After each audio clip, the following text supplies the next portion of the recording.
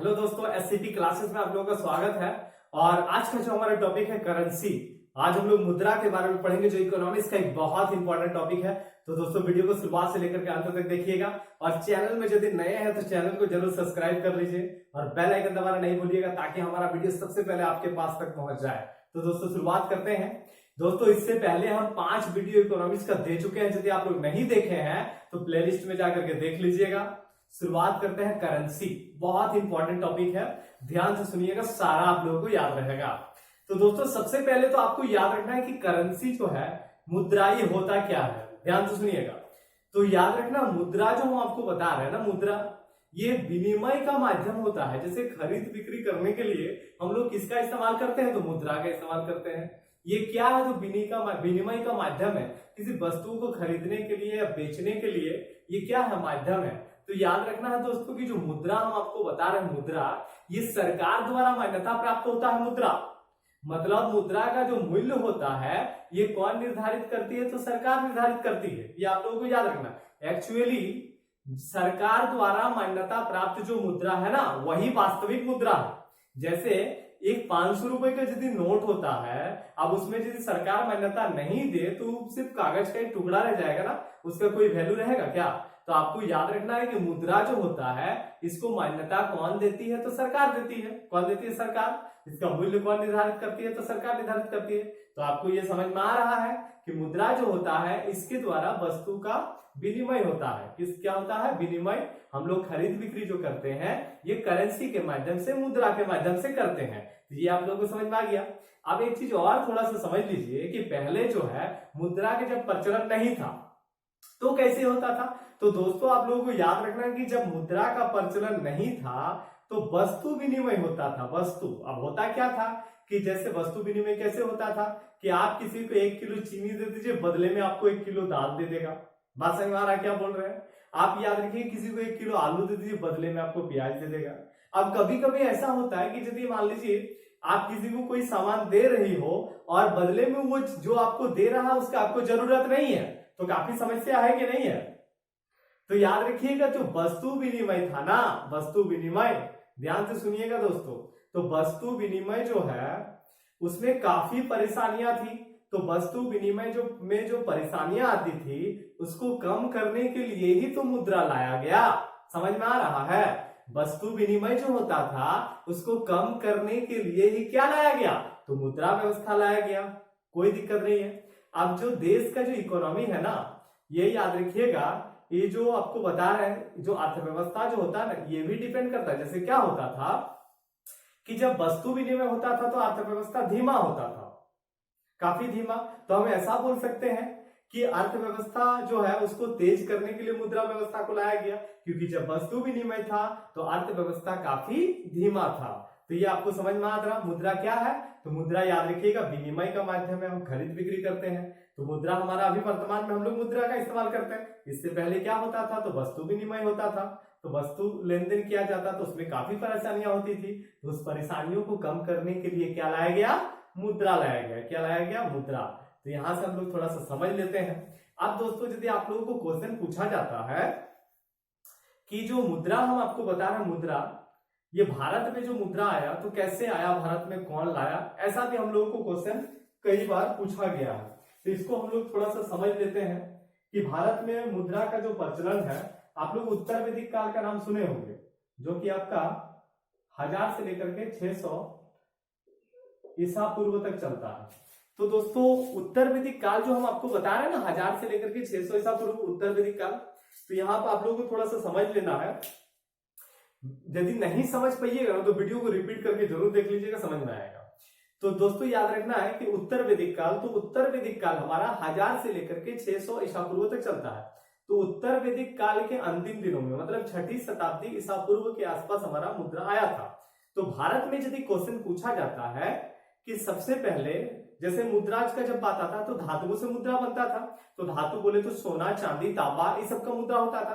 तो एक क्वेश्चन पूछा जाता है कि भारत में सबसे पहले सोने का सिक्का किसने लाया? तो दोस्तों आप लोगों को याद रखना है कि सोने का सिक्का जो यवन, तो यवन जिसको हम लोग बैक्ट्रियन भी बोल सकते हैं या फिर हम इसको यूनानी भी बोल सकते हैं। कभी कभी क्वेश्चन में नहीं मिलता है कि सोने का सिक्का सबसे पहले किसने लाया, तो यूनानियों ने लाया। ऐसा क्वेश्चन मिलता है कि नहीं मिलता है? बहुत बार मिलता है। तो दोस्तों बहुत इजी है, कोई दिक्कत नहीं है कि सोने के सिक्का सबसे पहले किसने लाया, तो यूनानियों ने लाया। यवन भी रह सकता है, इसको हम लोग बैक्ट्रियन भी बोलते हैं। तो सबसे पहले यदि पूछेगा तो यवन, कोई दिक्कत नहीं है, भूलना नहीं है, सबसे पहले पूछेगा तो यवन। लेकिन यदि क्वेश्चन पूछ देता है कि सबसे शुद्ध सोने का सिक्का किसने चलाया, तो याद रखना दोस्तों यहाँ पे कुषाण हो जाएगा। क्या हो जाएगा? कुषाण। यहाँ स्टूडेंट को कहो तकलीफ होता है कुषाण और यवन में, कभी कभी स्टूडेंट कुषाण रहेगा ऑप्शन में, उसको पहले टिक कर देता है। ऐसा नहीं है, समझना है कि सबसे पहले यदि सोने का सिक्का किसने लाया, तो यवन ने लाया। सबसे शुद्ध सोने का सिक्का किसने चलाया, तो कुषाण ने चलाया। और यदि पूछेगा कि सबसे अधिक सोने का सिक्का किसने चलाया, तो दोस्तों गुप्त शासकों ने चलाया। किसने चलाया? गुप्त शासकों ने। सबसे पहले यवन, सबसे शुद्ध सोने का सिक्का कुषाण, और सबसे अधिक पूछेगा तो गुप्त शासकों ने चलाया था। ये आप लोगों को याद रहेगा। अब देखिए मुद्रा का जब बात आता है, सिक्का का जब बात आता है, तो यहाँ पे हम लोगों को एक सांकेतिक मुद्रा समझ लेना है थोड़ा सा, क्योंकि सांकेतिक मुद्रा ही चलता है हमारा। जैसे पहले मान लीजिए जो विनिमय होता था तो सांकेतिक मुद्रा नहीं होता था, उसका एक वैल्यू अलग से होता था। तो सांकेतिक मुद्रा का जब बात आता है, समझना है, तो सांकेतिक मुद्रा चलाने का जो प्रयास किया था सबसे पहले भारत में, एक शासक का नाम सुने होंगे आप लोग, मोहम्मद बिन तुगलक।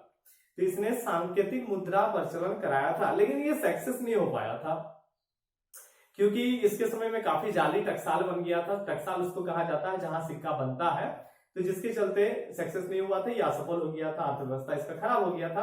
आगे हम लोग इस मिडाइवल में पढ़ लेंगे। तो ये आपको सिर्फ याद रखना है कि सबसे पहले सांकेतिक मुद्रा का जब बात आती है किसने लाया था, तो याद रखिएगा यदि पूछा जाए तो मोहम्मद बिन तुगलक के द्वारा लाया गया था। उसका शासनकाल 1325 से 51 तक है। आगे हम लोग पढ़ेंगे इसके विषय में। तो दोस्तों यहाँ पे आपको समझना है कि जैसे मान लिया जाए कि जैसे सोने का सिक्का है, तो सोना का अपना एक मूल्य होगा कि नहीं होगा? तो सोने का अपना एक मूल्य है, ठीक। और यदि वो सिक्का है तो याद रखिएगा तो सिक्के का वैल्यू फिर अलग हो जाएगा, लेकिन उसका जो वास्तविक मूल्य है ना उससे अधिक ही रहेगा। कहने का मतलब ये कि यदि हमारे पास 500 रुपए का एक नोट है, ठीक, तो उसका वैल्यू हमारा 500 है, तो यदि हम वैल्यू हटा दें तो कागज का कीमत कम होगा कि नहीं होगा? बात समझ में आ रहा है क्या बोल रहे हैं? कि याद रखिए सोने का सिक्का, सोने सबसे महत्वपूर्ण सिक्का हमारा सोना का सिक्का, तो सोने का वैल्यू, उसका मूल्य एक अलग है, वास्तविक मूल्य।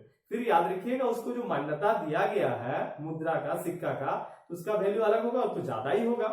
तो ये आप लोगों को याद रखना है कुछ लाइन कि मुद्रा क्या है, करेंसी क्या है। तो विनिमय का माध्यम है, वस्तु खरीद बिक्री करते। इससे पहले हम लोग किससे, तो वस्तु विनिमय होता था, जिसमें काफी परेशानियां थी, इसलिए मुद्रा लाया गया। साथ ही आप लोगों को याद रखना है दोस्तों कि सबसे पहले भारत में यदि पूछा जाता है कि सोने का सिक्का किसने चलाया, तो यवन द्वारा चलाया गया। सबसे शुद्ध सोने का सिक्का यदि पूछेगा तो कुषाण द्वारा चलाया गया। और सबसे अधिक सोने का सिक्का किसने चलाया, तो गुप्त शासकों ने चलाया। कोई तकलीफ नहीं है। यदि सांकेतिक मुद्रा यदि पूछा जाता है भारत में, तो याद रखिएगा मोहम्मद बिन तुगलक के द्वारा लाया गया था, लेकिन मोहम्मद बिन तुगलक इसमें सफल नहीं हो पाया था, असफल हो गया था। मोहम्मद बिन तुगलक जो है चीन और ईरान से सीखा था, लेकिन असफल हो गया था, उसका चला नहीं था। तो अब दोस्तों यहाँ पे आप लोगों को कुछ लाइन्स बहुत इंपॉर्टेंट है जो आप लोगों को समझ लेना है कि जैसे भारत में नोट का जब बात आता है, तो भारत में नोट का नाम जो है क्या है, तो दोस्तों याद रखना रुपया है। भारत में नोट का नाम क्या है, तो याद रखिएगा रुपया। भारत में क्वेश्चन पूछता है कि नोट का नाम क्या है दोस्तों, तो रुपया है। ये हमारा क्वेश्चन में पूछा जाता है। और याद रखिएगा जैसे रुपया जो हम आपको बता रहे हैं ना, ये सबसे पहले शेरशाह सूरी का नाम सुने हो? शेरशाह सूरी आप लोग सुने होंगे। शेरशाह सूरी जो है इसका शासनकाल 1540 से 45 तक आता है, शेरशाह सूरी का। कभी आप लोग मुगल वंश पढ़िएगा तो उसमें आप लोगों को देखने को मिल जाएगा शेरशाह सूरी हुमायूं के शासनकाल के दौरान ही गद्दी पर बैठ जाता है। तो सबसे पहले यदि रुपया पूछा जाता है ना, कि जैसे भारत में हम लोग नोट को रुपया बोलते हैं ना, क्या बोलते हैं, रुपया बोलते हैं। तो रुपया जो आपको बता रहे हैं ये सबसे पहले किसने चलाया, तो शेरशाह सूरी ने चलाया। किसने चलाया? शीर्षक। दो चार लाइन याद रखना। सोने का शीर्षक सबसे पहले यवन, शुद्ध सोने का सिक्का कुषाण, सबसे ज्यादा गुप्त, सांकेतिक मुद्रा मोहम्मद बिन तुगलक, रुपया पूछेगा तो शेरशाह सूरी। ये सब बहुत इजी है, आप लोगों को याद रहेगा, घबराने का जरूरत नहीं है। तो यहाँ पे दोस्तों आप लोगों को याद रखना है कि जैसे रुपया, जैसे हम आपको बता रहे हैं कि जैसे मुद्रा जो बता रहे हैं, रुपया नाम किसने दिया? तो शेरशाह सूरी का नाम आता है। रुपयों का जनक कहा जाता है शेरशाह सूरी को। ये आप लोगों को याद रखना है कि रुपया का जनक किसे कहा जाता है? तो शेरशाह सूरी को कहा जाता है। तो अब हम लोग पढ़ लेंगे, जैसे भारत में जो हमारा करेंसी चल रहा है, तो आरबीआई के द्वारा कुछ वर्गीकरण किया गया है जो बहुत इजी है, कोई दिक्कत नहीं होगा। बोर्ड पे हम लिख दिए हैं, स्क्रीनशॉट लेकर के आप लोग रख लीजिएगा। तो थोड़ा सा इसको हम लोग समझ लेते हैं दोस्तों। तो याद रखिएगा, सबसे पहले तो आपको याद रखना पड़ेगा कि आरबीआई जो हम आपको बता रहे हैं, RBI reserve bank of India, इसका गठन 1 अप्रैल 1935 को हुआ था। रिजर्व बैंक ऑफ इंडिया का गठन कब बताएं? 1 अप्रैल 1935 को। आप लोगों को हम पहले बता चुके हैं कि आरबीआई जो एक्ट आया था, तो आरबीआई एक्ट हमारा 1934 को आता है। इसका गठन हुआ 1 अप्रैल 1935 को, आरबीआई का गठन। तो याद रखिएगा दोस्तों, जो कि मुद्रा का संचालन करता है, जैसे मुद्रा का संचालन हम लोग को क्वेश्चन पूछा जाता है, कौन करता है? तो आरबीआई करता है। देखिए, 2 रुपए का नोट हो या सिक्का हो, तो याद रखिए 2 रुपए से ऊपर जितना भी है, मतलब 2 रुपए के ऊपर कोई नोट हो या सिक्का हो, सबका याद रखिएगा जितना भी आता है सब आरबीआई द्वारा ही जारी किया जाता है। कितना रुपए बताएं? तो 2 रुपया। ठीक, तो 2 रुपए से अधिक जितना 2 रुपए का नोट या सिक्का हो, उसके बाद कुछ भी आएगा तो उसका याद रखिए कौन जारी करता है? तो आरबीआई द्वारा जारी किया जाता है। किसके द्वारा? आरबीआई के द्वारा जारी किया जाता है, रिजर्व बैंक ऑफ इंडिया के द्वारा जारी किया जाता है। तो याद रखिएगा, आरबीआई मुद्रा को दर्शाने के लिए 4 शब्दों का इस्तेमाल करता है। आरबीआई जो हम मुद्रा को दर्शाने के लिए 4 शब्द का इस्तेमाल करता है, यहाँ हम आपको लिख दिए हैं। तो सबसे पहले देखिए 4 शब्द क्या क्या? तो M1 है, M2 है, M3 और एक M4 है। तो ये दोस्तों आप लोगों को याद रख लेना है बढ़िया से, इसमें क्वेश्चन देखिए पूछा जाता है। तो सबसे पहले यहाँ पे देखिए क्या है, जैसे M1 का जब बात आता है तो M1 में क्या क्या रहता है?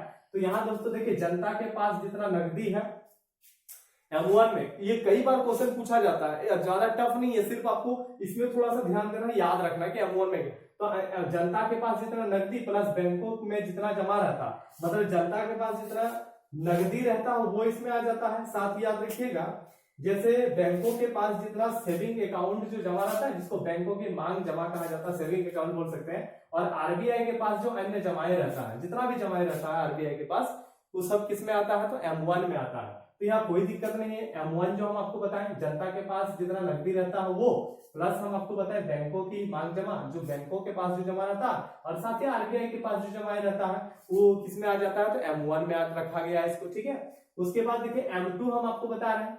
तो M2 में क्या है? तो M1 मतलब इसमें जितना भी है सब M1 प्लस डाकघरों के पास जो खाते में जमाए है ना, सब M2 में शामिल किया गया है। देखिए समझना है दोस्तों, कोई घबराना एकदम नहीं, समझना है। जैसे M1 बताए तो M1 जनता के पास जितना नकदी है, बैंकों के पास जितना जमा है, साथ ही आरबीआई के पास जो अन्य जमा है वो भी इसमें आ जाता है। M2 में क्या है? तो M1 मतलब ये सारा इसमें आ गया M1 में, साथ ही डाकघर के पास जो बचत खाते में जमा रहता है वो इसमें आ जाता है। M3 में क्या है? तो इसमें M1 आएगा पास। इसके अलावा बैंकों की जो एफडी होता है, अन्य जो बैंकों के पास जो फिक्स डिपॉजिट रहता है और अन्य जमाए जो होता है, उसको याद रखिएगा, हम आपको बता रहे हैं M3 में है। M4 में देखिए M3 प्लस डाकघरों के पास जितना जमा रहता है सब इसमें शामिल किया गया। इसको लिख दिए हैं, इसको एकदम बढ़िया से थोड़ा सा आप लोग इसको देख लीजिएगा, ये समझ में आ जाएगा। देखिए जैसे हम आपको बता रहे हैं कि ये 4 जो है ना मुद्रा का मान आरबीआई के द्वारा ही प्रदर्शित किया जाता है। तो इसमें देखिए आप लोगों को एक दो क्वेश्चन पूछा जाता है, कैसे? जैसे M1 में क्या क्या आता है, M2 में क्या आता है, M3 में, M4, ये तो आप लोगों को समझ में आ जाएगा, हम लिख दिए, कोई दिक्कत नहीं है। देखिए यहाँ पे क्वेश्चन क्या पूछा जाता है कि इसमें क्वेश्चन की सबसे ज्यादा तरलता किसमें है? जैसे M1, M2, M3, M4, ठीक। तरलता मतलब जो उसको बोलते हैं जो सबसे ज्यादा प्रचलन में है। तो ये सबसे ज्यादा प्रचलन में क्या रहता है, ठीक। तो सबसे ज्यादा यदि प्रचलन में आपको क्वेश्चन पूछा जाए तो याद रखिएगा, मतलब सबसे ज्यादा यूज क्या होता है? तो M1 होता है। क्या होता है? M1 मतलब M1 सबसे जनता के पास भी रहता है, बैंकों में जो जनता जमा करता है, जो बैंकों का जो मांग होता है आरबीआई के पास, तो सबसे ज्यादा प्रचलन में क्या रहता है? तो M1 है।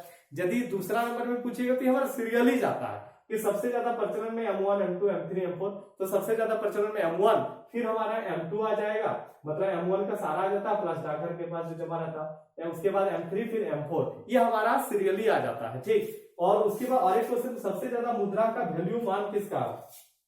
जैसे मुद्रा का वैल्यू मान यदि हमको पूछा जाए ना, तो दोस्तों यहाँ पे हम लोग को देखिए समझना है कि मुद्रा का वैल्यू मान यदि पूछा जाएगा तो यहाँ पे हमारा देखिए M3 आ जाएगा, क्योंकि यहाँ पे M3 देखिए कैसे आएगा, तो इसमें M1 तो है, तो M1 में इतना सारा चीज है, तो M1 में क्या है, तो जनता के पास का नकदी, बैंकों में जितना जमा रहता है, आरबीआई के पास जो जमा रहता है वो रहता, साथ ही बैंकों की जो फिक्स डिपॉजिट और अन्य जमाई जो रहता है वो M3 में शामिल है। तो जाहिर सी बात है दोस्तों कि सबसे ज्यादा वैल्यू यदि मुद्रा का मान यदि पूछा जाएगा तो M3 हमारा आंसर हो जाएगा। क्या हो जाएगा? M3। ज्यादा कुछ आप लोगों को घबराना नहीं है, सिर्फ आपको समझना है कि M1 में क्या क्या आता है, M2 में क्या आता है, M3 में, M4 में, ठीक। तो सबसे ज्यादा प्रचलन में क्या रहता था? M1 रहता है, क्योंकि M1 में जनता का नकदी है, बैंक में जो जमा रहता है वो भी है, आरबीआई के पास जो रहता है वो भी इसमें शामिल है, ठीक। और सबसे ज्यादा मान यदि पूछा जाएगा ना, वैल्यू यदि पूछा जाए तो M3 हो जाए, क्योंकि इसमें M1 आता है, साथ में याद रखिएगा बैंक में जो फिक्स डिपॉजिट होता है वो भी आता है, क्योंकि आपको तो पता है ना कि डाकघर से ज्यादा पैसा बैंक में होगा, डाकघर से अधिक पैसा कहाँ होगा? बैंक में होगा। तो ये तो दोस्तों आप लोगों को छोटा सा टॉपिक ही आप लोगों को याद रख लेना है, ठीक। दिक्कत होगा तो आप लोग पूछ सकते हैं कमेंट करके। तो यहाँ पे देखिए समझना, भारत में जैसे मुद्रा लाने के लिए समझना है, याद रखिएगा कि दशमलव प्रणाली का इस्तेमाल किया गया। तो एक क्वेश्चन पूछा जाता है कि भारत में सबसे पहले दशमलव प्रणाली का इस्तेमाल कब हुआ? तो 1957 में। जैसे दशमलव प्रणाली का शुरुआत 1957 में हुआ था। कब हुआ था? 1957। मतलब मुद्रा लाने के लिए दशमलव प्रणाली का इस्तेमाल किया गया। और कब बता? 1957 में। तो यहाँ पे देखिए जैसे 1957 में दशमलव प्रणाली, तो याद रखिएगा उस समय जो है ना पैसा जो होता था मुद्रा, उसको नया पैसा कहा जाता था। क्या कहा है? नया पैसा। बाद में याद रखिएगा नया पैसा से नया को हटा दिया गया, उसको सिर्फ पैसा कर दिया गया। तो नया पैसा यदि पूछता है कब आया था, तो 1957 में आई थी। उसके बाद नया पैसा को सिर्फ पैसा कर दिया गया था 1962 में। जैसे नया पैसा यदि पूछा जाता है दोस्तों तो 1957 में, और सिर्फ यदि आपको पैसा पूछा जाता है तो 1962 आप लोगों को याद रखना है।